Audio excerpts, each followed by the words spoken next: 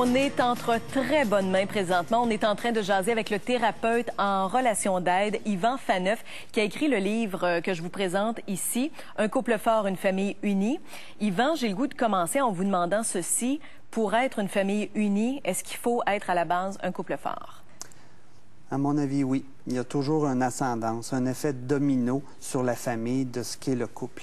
Si le couple est proche, est amoureux, à mon avis, c'est ce qu'on peut offrir de mieux aux enfants.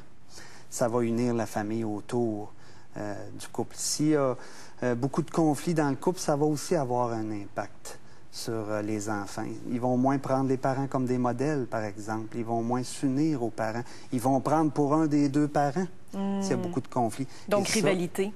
Ça peut créer de la rivalité. Et ça, au lieu d'unir la famille, ça fait le contraire.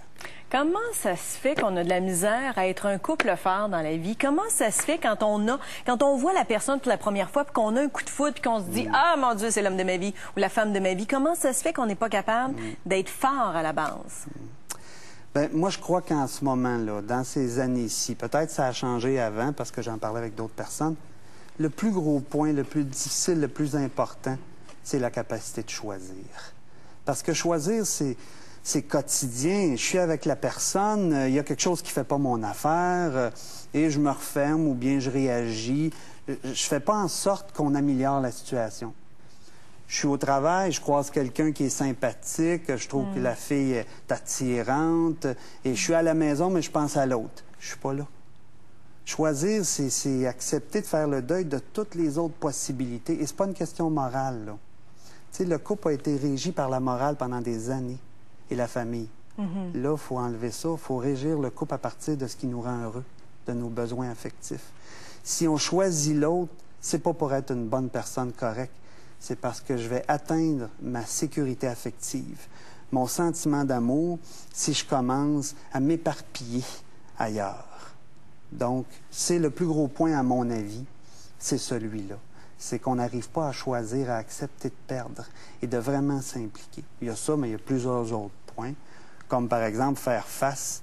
Est-ce que tu voulais poser une question? Bien, non, mais c'est parce que ça m'amenait juste à penser, à me dire, c'est intéressant ce que vous disiez, mais c'est parce que ça m'amenait à me dire, si on est toujours à la recherche des autres possibilités, c'est-tu parce qu'on court toujours après notre bonheur, parce qu'on court toujours après l'idéal, parce qu'on veut toujours, on pense toujours que ça va être mieux ailleurs? Oui, on pense que ça va être mieux ailleurs, mais c'est surtout d'où ça part, c'est de ne pas s'occuper de soi dans la relation, comme par exemple éviter les non-dits, parler avec responsabilité, chercher des solutions plutôt que de déserter quand ça va mal, ça effrite l'amour. Et la conséquence de ça, c'est qu'on commence à penser que ce serait mieux ailleurs.